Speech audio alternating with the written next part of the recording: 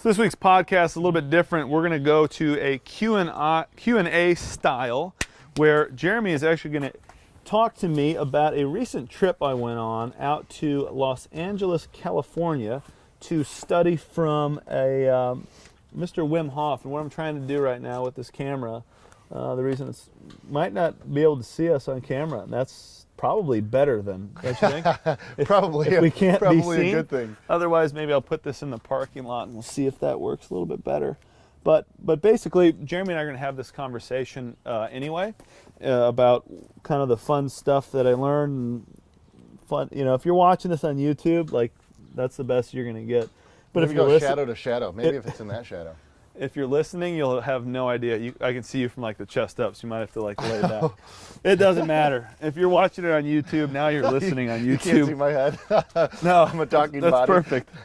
But we wanted to have this conversation because there's a lot of big things that are going to come out of this, slowly but surely. And what they're doing, at Wim Hof is, it's considered a breathing. It's considered a breathing practice, but I consider it high intensity meditation training. But there's a lot of huge applications that we can apply to health and to the gym. And basically Jeremy has my notes in his hand, which is a darn full legal pad, and he's going to rip through some questions, and I'm going to kind of talk about what we learned. Yeah. The thing I wanted to ask first, when I was looking through these notes and stuff, was... Are these for us to sit on? They were, but then since my head... But now we have to like crouch down? Nobody's... Want to stay hunched? Yeah. Hunched the same time? No. So, the first thing that I saw that really caught my eye was, don't believe everything I say. Yeah. But there's nothing really after that. It's just don't believe everything I say. Yeah, that was really good information. And we tell people that like to actually think. Mm-hmm. So when you come in here and we tell you to squat below parallel, the first thing you should think is why. Mm-hmm. And if we can't explain to you why you're doing it, I've told people this for exact words, leave. If we can't explain why you're doing something, you're just listening to a person and you're not following following the teaching. So another way to put it is like we had another spot in there. It's like you should near follow a teacher. Yeah, no one should ever follow anyone without thinking. Yeah. You follow study principles. Right. So that's the whole deal with this. It's like, hey, do 30. So Wim Hof, like the standard Wim Hof breathing is 30 breaths, exhale, hold, and then inhale, hold, and squeeze. Why? Just do it. No, it's not just because. So, I know. Yeah. Yeah. So just so there's two guys that were there, right? Yep. So the two main people. So Wim himself was there for little intermittent spurts. He kind of hangs around and, oh shoot. Our camera just dropped, so hopefully we're still recording, I think. Yep, still recording, we're good. Good to go. I'm gonna just set that on the ground because it doesn't matter anyway. Yeah, so Wim was there, and he kind of gives his spiel and pumps everybody up. He's just a great presence to be around. But then Casper Vandermeulen was the main presenter who ran the show and ran most of the lectures. Yeah. And he's the guy, so if any of those guys, any listeners out there that haven't read the book or listened to the book, What Doesn't Kill Us, he's the guy who got kicked by the horse. Yes. Right? And did he tell you that whole story? Yeah. Like, third person, go through it, because that is interesting as to get out, and it like overall describes the breathing, I guess, in one story. Long story short, he's out horseback riding, he got kicked by a horse, and his forearm exploded, bone stuck out, and he basically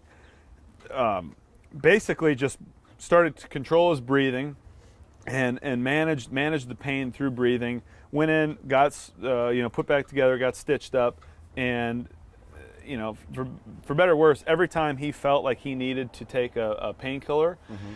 he went through this sympathetic nervous system breathing, which is breathing only through your mouth. So if you're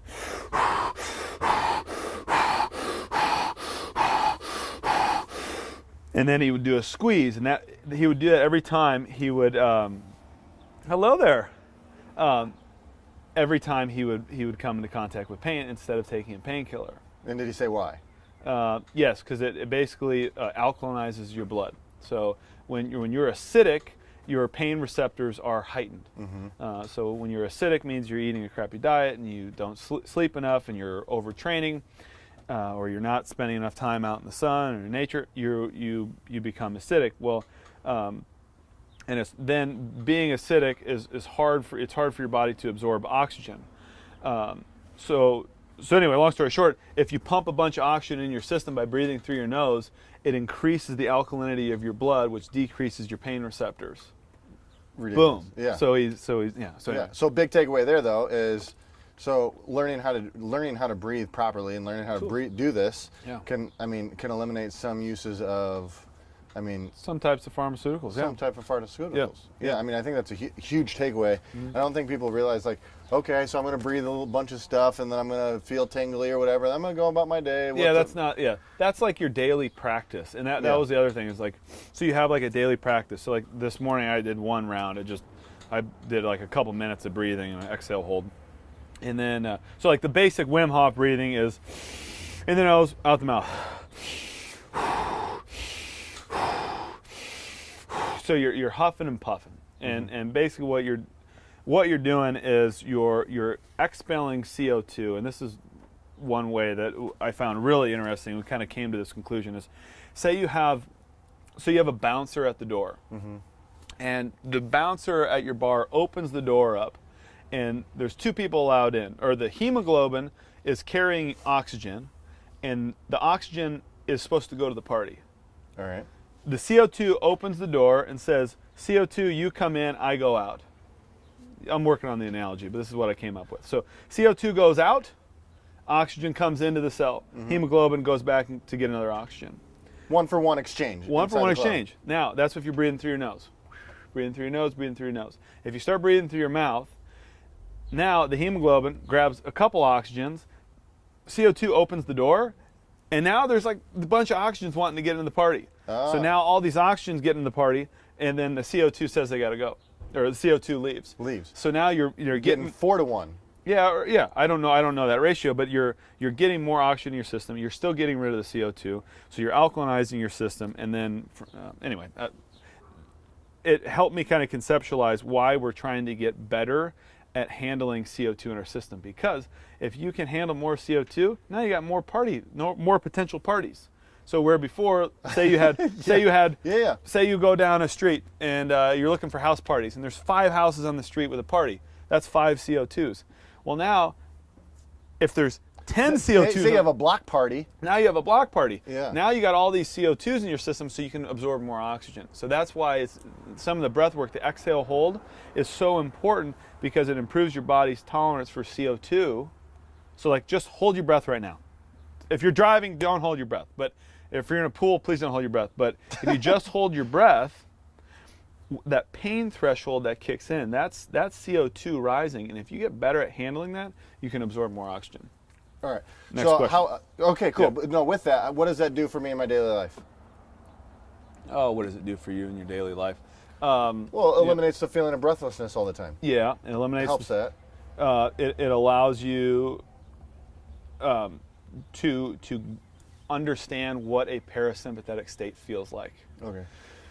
So when you do that big exhale hold, and you hold it, okay, you're training a learned response. So take the analogy of this. If you know what it feels like to be in pain in a workout, and your wife like asks you on a Sunday randomly to empty out the entire basement, not speaking from personal experience like it happened yesterday or anything, but now I know it won't suck as bad as this workout. So now my training that I do in the gym like prepares me to deal with the lifting a bunch of crap. That's kind of no consequence. Well, now if my training prepares me to get into a parasympathetic state, which means relaxed, now I know what it was like to get there. So now I can go back. Yeah, all right, yeah. So you're just bringing awareness to the different states. Feeling. Yeah, because a lot of it, we all have the feeling of, okay, craziness or anxiety or relaxation, but you don't bring awareness to the fact, just like you don't train it, right? That makes a lot more sense. I like that a lot. So you're basically training the ability to keep going. All right, yeah, training the ability to become aware of every different state that you can possibly be in. Right. and knowing how to get back to them. Yeah, so because you want to be able to switch back and forth. Well, you need to be able to. You need to be able to do it effectively. Yeah. All right. So besides that, I wanted to ask, what was your number one takeaway? Number one, like the first thing that popped in your head when I asked that question. What was your number one takeaway from this thing? I was thinking about you being responsible for your learning. Okay, go into more detail. Like the world is your oyster, and we've got all this information out there. Don't depend on anybody else. Yeah. You know, like yes, depend on other people for education and for learning, but for the actual action, where's that going to come from? It's got to come from you. Yeah. So at the end of the day, the buck stops with you. So, you know, take advantage of all the amazing tools that we have at our disposal, but apply them. I don't know. That's one takeaway. But there's, you know, I have like sciencey takeaways. Actually, this is a interesting takeaway. Is they were talking about like feeling of security. So very rarely, and this is why I think CrossFit's so powerful, is because it makes you vulnerable. Yeah. Like very rarely nowadays do you post something on social media where you're like, I'm vulnerable, and you know, people mostly post or put out in the external world what they're doing awesome at. Yeah. This is what I did, and this is what I ate. Here's where I went. Like my life is pretty much all I do is go on vacation, eat cool food, you know, and like There ain't nothing wrong with me. Right, Yeah. right, but it's not real. No. So I think what was interesting to me is how people, in order to be vulnerable, they have to feel safe in an environment. So I think one of the things that we strive to do here is create a place where you can like fall down. Yeah. Because we don't have many places like that in our world where you can be vulnerable and do stupid things and ask stupid questions. So we've got to be really, really, we got to be on top of it all the time. But so that was one takeaway, and the other one, as related to like environment, is people are not like, we seek environmental safety, like a roof over our head, a safe car, like a safe house, whatever that is. But that doesn't actually give us the sense, and we talked about this earlier, that doesn't actually give you a full sense of security. You need a community. And so the example is like, from an evolutionary standpoint, if you're out hunting and you run around in the caves, and or outside the caves, hunting stuff down and chased by predators, and you go into a cave and you're alone in the cave, are you secure? No, what you need as a human is to be connected with others. So that's why I think it's so important to be able to come to a place, like have any place that is a community driven in your life, where you're going to be surrounded and protected by others. And feel safe. I guess that's why solitary confinement sucks so much, I bet. Yeah, I mean, probably. I guess that makes sense, Yeah. right? You're stuck in a cave by yourself with nobody. You're not meant to be like that, right? Yeah, not meant to be like that at all. Yeah. Is this? Can we? I think we're still, as long as yours is still on, and Yeah, I think I'm mine's down still to on. I'm down to one battery, but we're doing great. Keep rolling. I still got double batteries. Okay. Good deal. All right, breathe. How about ice? Did you guys get in ice at all? We did, and you know, the whole concept about Wim Hof is applying a relaxed state to the ice. Yeah, we did, and it's no big deal. No big deal. No, Is it sucks, and it's really freaking painful. Yeah. But I think people think, oh, when we get in the ice, we don't think it's cold at all. It's freaking cold. oh, it's still. so cold. It's always cold. It never gets any better. And it's cold for Wim too, isn't it? yeah, yes, Yeah. yeah. It's just cold. But you learn your response. So the idea with the ice is stress is always going to be stress. It'll always be, bad things happen, you can't make that bad thing any better, but you can control your response to it. So the thing that happens, it's like a workout in here. That workout will never get good for you. You'll just kind of know what that feeling feels like and be able to tolerate it. Same thing with the ice. You get in, it's a stress response. Okay, you take a breath, and you're like, you know what? It's going to be all right. I can handle it. Same thing happens in life. Somebody cuts you off, something bad happens, you get a nasty email. Okay. I'm training myself through ice to be able to handle stress in whatever situation A, B, or C is. Yeah. And I think that's the biggest Hand me takeaway. your batteries. Yep. And then keep telling me about the biggest takeaway. I think the biggest takeaway for people is going to be like, oh, here's a good old. I got something else. I got 2 other batteries right here. So many batteries. The biggest takeaway is going to be what? So biggest takeaway is like the application. So in training and in training these different things like the breathing, the the daily breathing and daily ice work is more about just like you would train your muscles to get better at Franz per se, because we know CrossFit, right? You're training your nervous system to get better at life, right? Because I think the biggest disconnect in all of this stuff is what is it going to do for me? Yeah. Right. So like, okay. Well, okay. So that's a great way to answer. So people ask, what is, and maybe we should have said this at the beginning. Yeah. What is Wim Hof? And the answer is, you could talk about like the breathing practice and the mindset work and the cold. But what I could say is, well, Wim Hof for me has been a way for me to manage stress. Yeah. It's a way for me to sleep better, and it's been also a way for me to improve my body composition. Yeah.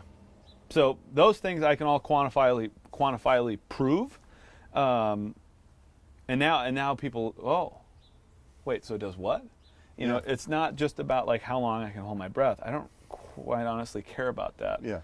It is how do I feel when I wake up in the morning? Can I control my mind at night when I need to go to bed?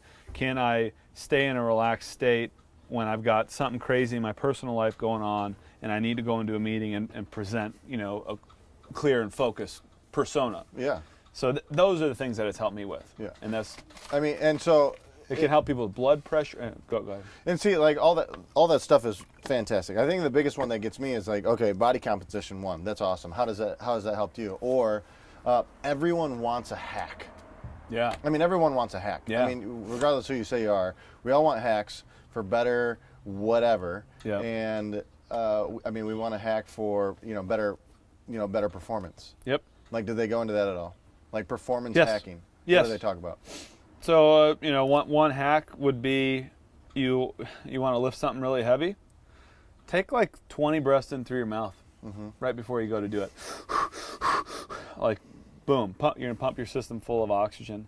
If you're going to go for a longer run, for example, do some nasal breathing, intense nasal breathing for 5 minutes beforehand. Yeah.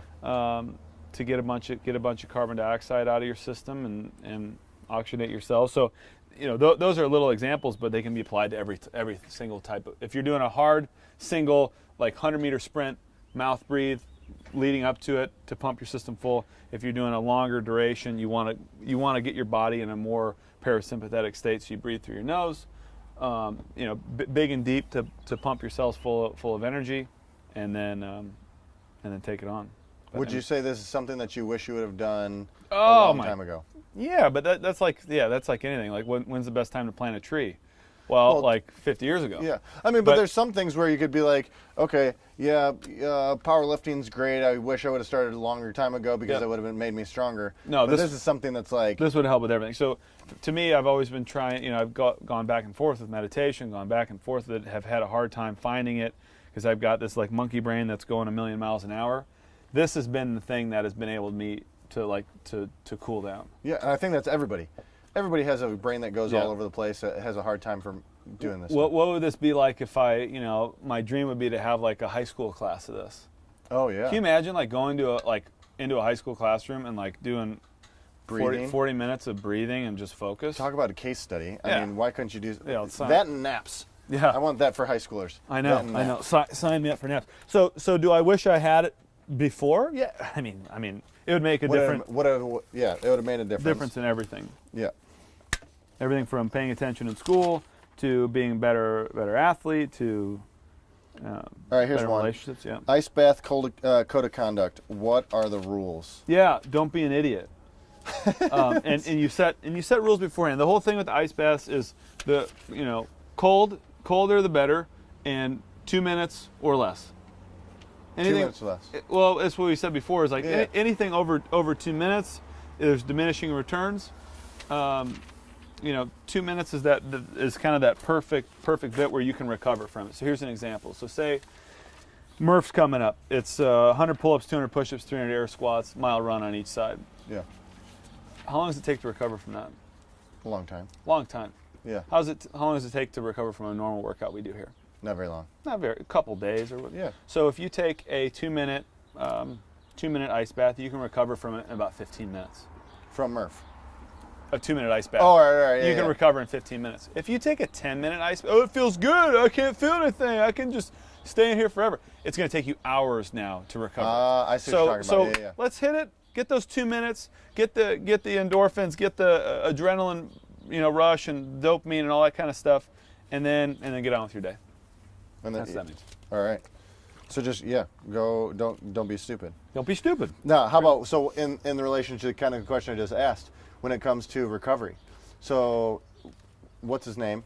Casper recovered from his kick really fast. Yeah. Is there a method to where we recover from workouts really fast? Because in essence, you're gonna see it in classes. Yeah. Or we're gonna do it at the end of classes. Yeah. So, but in essence, the reason that people take steroids in sports is so that you can recover really, really fast. It's not so that you can just go and just do so much weight all the time. No, it's hacking the recovery process. Yeah. Because every time you work out, you're coming in here to make yourself weaker. Weaker. Yeah. Every time you leave the gym, even though you feel better, you are weaker. You come in here stronger, you leave weaker than you left. Yes. I mean, that's just fact, right? Yes. So the whole goal to get better is to recover faster. Yes. Right. So I want to recover faster from my workout for tomorrow, so that theoretically you could train as hard as you want every day. Mm-hmm. So then, how do you do that? Well, I don't have the study on it, but I'll tell you what: if you increase blood flow, and you keep your system neutral, if not leaning More towards alkaline, Yeah. you're going to recover quicker. Much faster. I mean, we can do studies on it, but when we're going to is have people breathe after class. Mm-hmm. Yeah. Have people Would breathe you say that's more important or effective than a full hour-long smash-your-face session? 100%. I mean, it's a no-brainer. It's just politically everybody loves like laying on the floor after an hour and heaving sweat.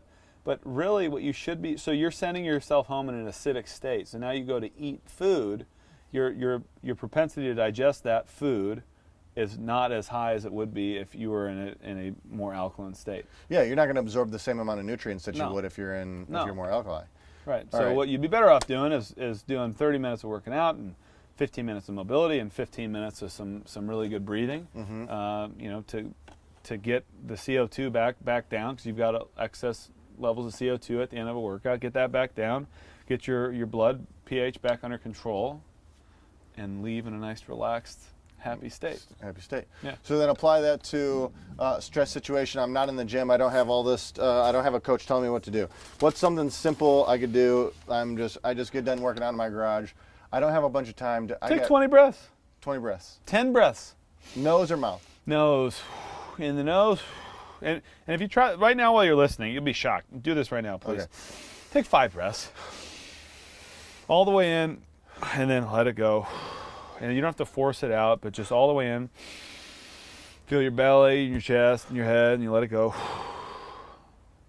I mean, that's like 3 breaths already. Yeah.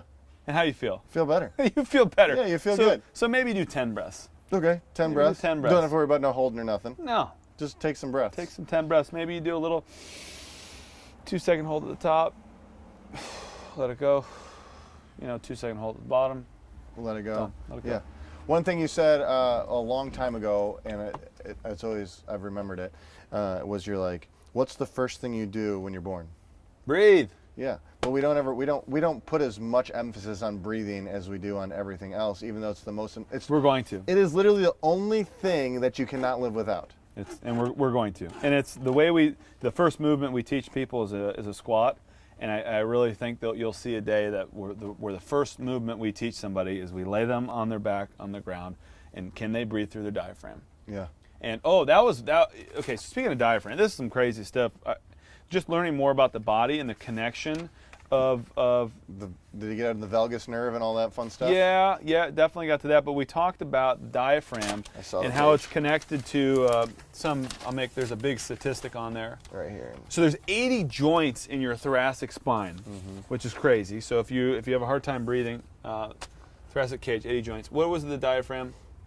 So your diaphragm, so that diaphragm, we're always telling you breathe into your belly. It's connected to your stomach, your liver, your lymph nodes, your lungs, your esophagus, and your low back. I'm sure That's a lot. I'm sure there's something else I didn't write down. Yeah. But I was like, wow. Whoa, so you're meaning to tell me I can improve my digestion by breathing through my diaphragm? And I am meaning to tell you, yes, you can.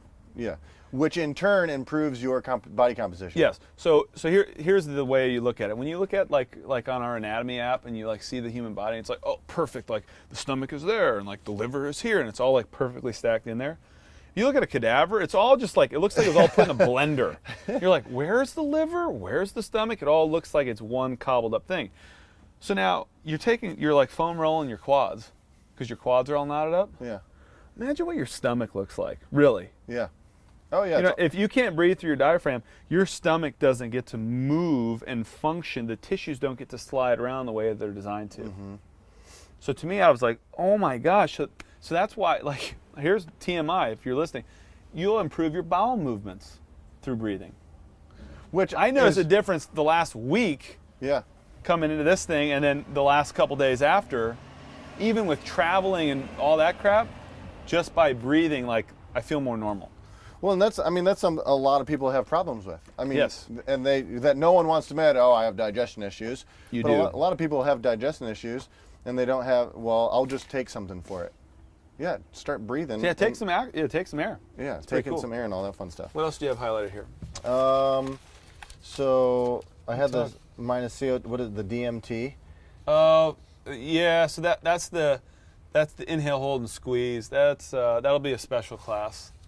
You know, because you can kind of go to a special place if you do some really hard mouth breathing, but it's not recommended to really do unless you have somebody like watching over you who knows what they're doing. This one right here, the kids can't rationalize. You talked about this a little earlier. Yeah, I think that's really cool. One. So for the parents out there who want to manipulate their children in a positive direction, and this is, I didn't know this. Your human brain, your prefrontal cortex, like the stuff that develops last, doesn't develop until you're like 25 or starts becoming fully developed. So when you go to talk to a child, 12, say you have a high school kid and you tell them not to smoke.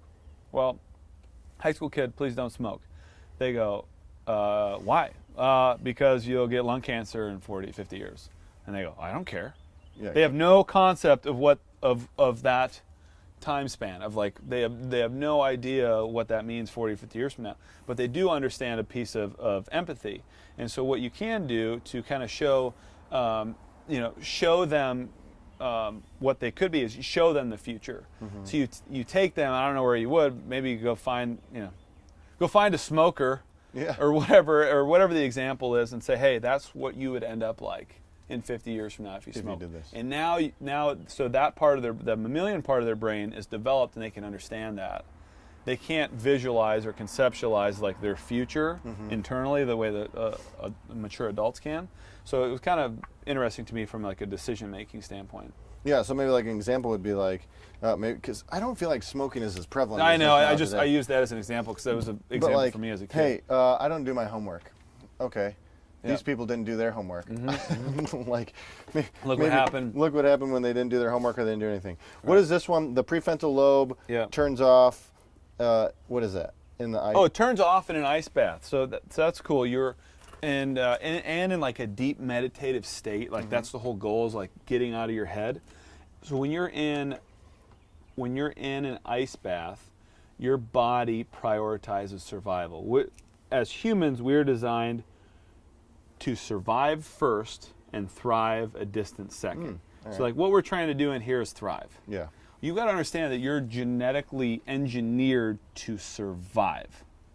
All right. Yeah. So when you're in a workout, like your body is just trying to live. Yeah. It feels like it's dying and you're trying to survive. And your body feels like it's dying and you're pushing through because there's a clock and there's reps and there's a coach and there's people and there's all these other stresses. Your body thinks it's literally dying. So anyway, what happens when you get an ice bath is your body puts everything, the heat that it would otherwise send to that part of your brain, the frontal lobe is like pushed to the side and survival instincts kick in. So it's a really nice way to quote unquote meditate because it allows you to check out and you get out of your head for a piece of time.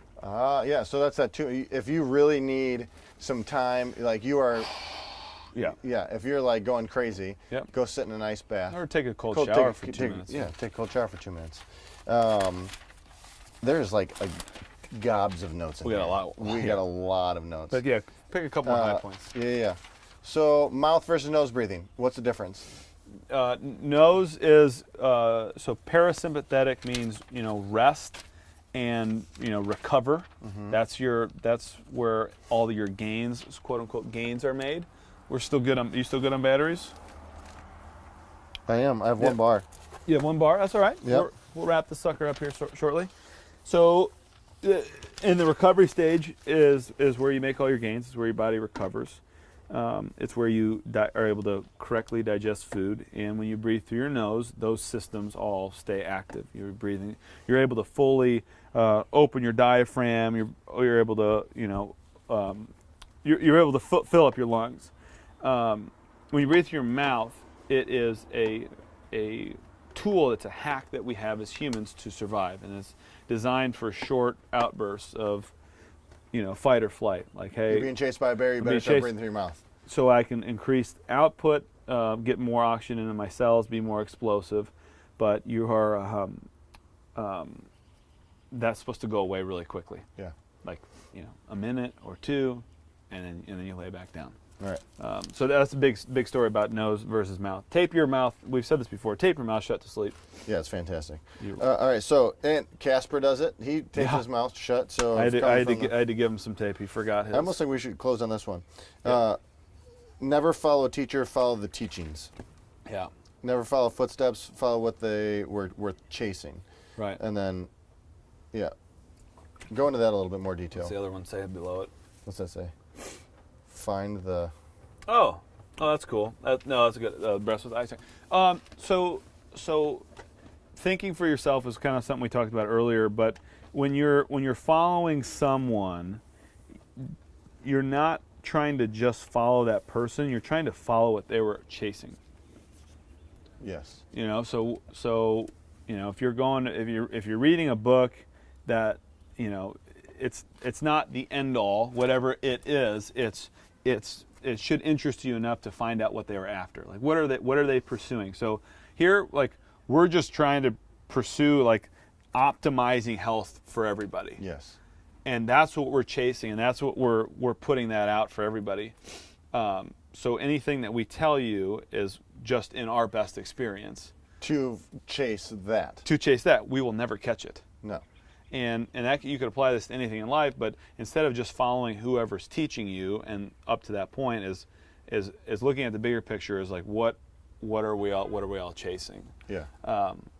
So that was a cool concept, and just bringing ownership back to the individual to learn, like, what you're responsible for learning. It's not the teacher's fault.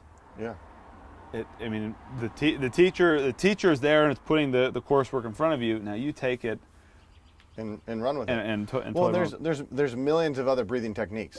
Mm-hmm. Go look at them. They're all great. Yeah, and that's what Casper even says. Yes. Yeah, go look at other breathing techniques. Yes. I mean, we're not scared of saying, hey, there's millions of ways to work out. Millions of ways to work out. Mm-hmm. We're just trying to keep trying to find a better way that is best currently. Yeah, absolutely. And we're always going to be striving towards that end goal. Yeah, right? and actually, one thing to close with, which I thought was really cool, is these don't have to do anything with Wim Hof, but it's just kind of like being a better person. Is try and make eye contact with people. Yeah. Like a concentrated effort to make eye contact with people. You can practice it at the grocery store. And like learn the person's name who's at the they wear a name tag, people, for a reason. Yeah.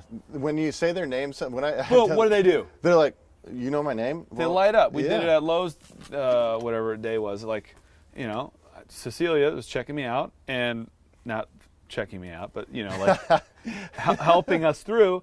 And it's like, oh, thanks, Cecilia. Yeah. Like that makes a huge difference in their life. So I think if you have, one takeaway is like breathe, relax, but then the human element, like the connection that we have an opportunity to create is so darn huge. So if you get an opportunity today, use somebody's name and make eye contact with them. And breathe.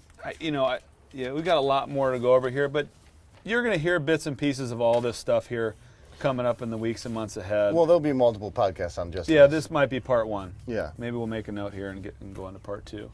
But anyway, guys, thank you for joining us again, and have yourself a beautiful day, and please make eye contact with somebody.